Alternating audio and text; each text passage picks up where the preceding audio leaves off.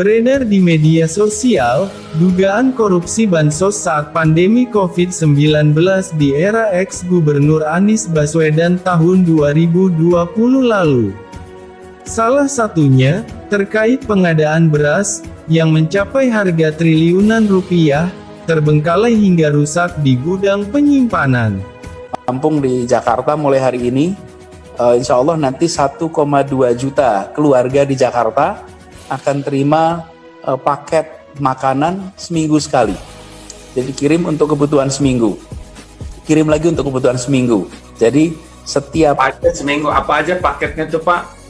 Paketnya ya saya baca ntar ya, biar nggak ketukar ininya.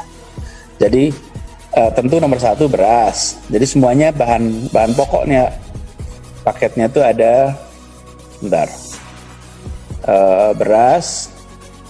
Kemudian daging sapi atau daging ayam, Waduh. ada mie instan, ada makanan kecil kayak biskuit, terus ada minyak goreng, terus juga sabun sama masker, kasih masker juga. Kita lagi bikin masker 20 juta dibagi. Jadi dengan begitu 1,2 juta, persisnya 1,25 juta. Jadi 1/4 juta orang keluarga. Dan ini diberikan buat warga nggak ngelihat KTP-nya. KTP Jakarta bagus, bukan KTP Jakarta bagus.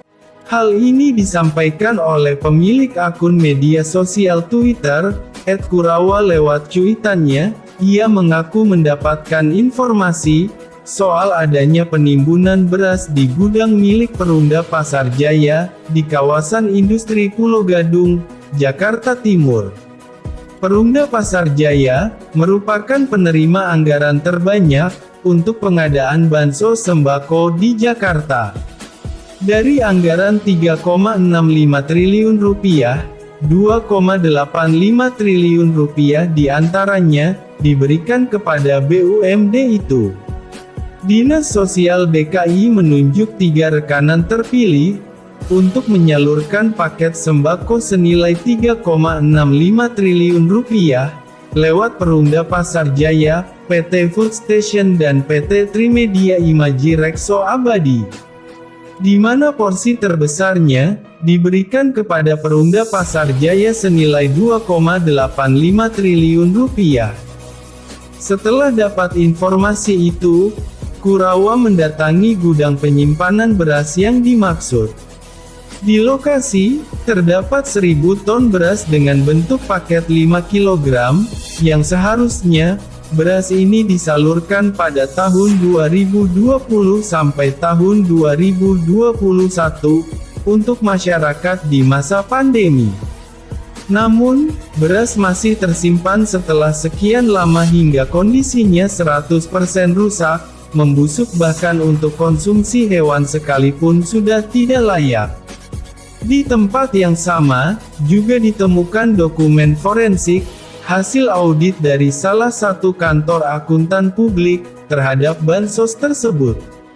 Salah satu temuan dalam laporan itu adalah, istilah, unknown shrinkage, kehilangan yang tak diketahui, senilai 150 miliar rupiah, dengan alasan double surat jalan dan kesalahan administrasi yang dilakukan saat penyaluran bansos.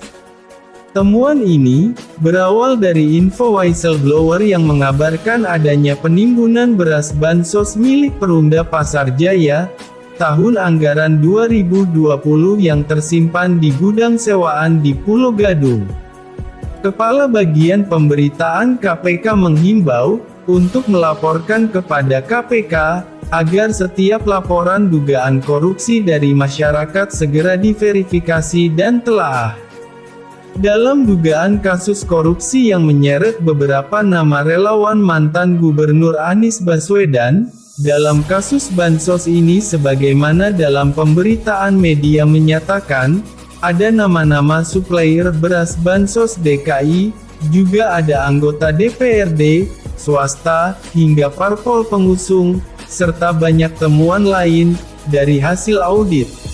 Yang janggal dalam proyek bansos di Jakarta, ternyata masyarakat miskin DKI tertipu dengan semua kata manis yang diucap Anies Baswedan. Jangankan daging yang akan disertakan dalam paket bansos, beras pun tak tersalurkan.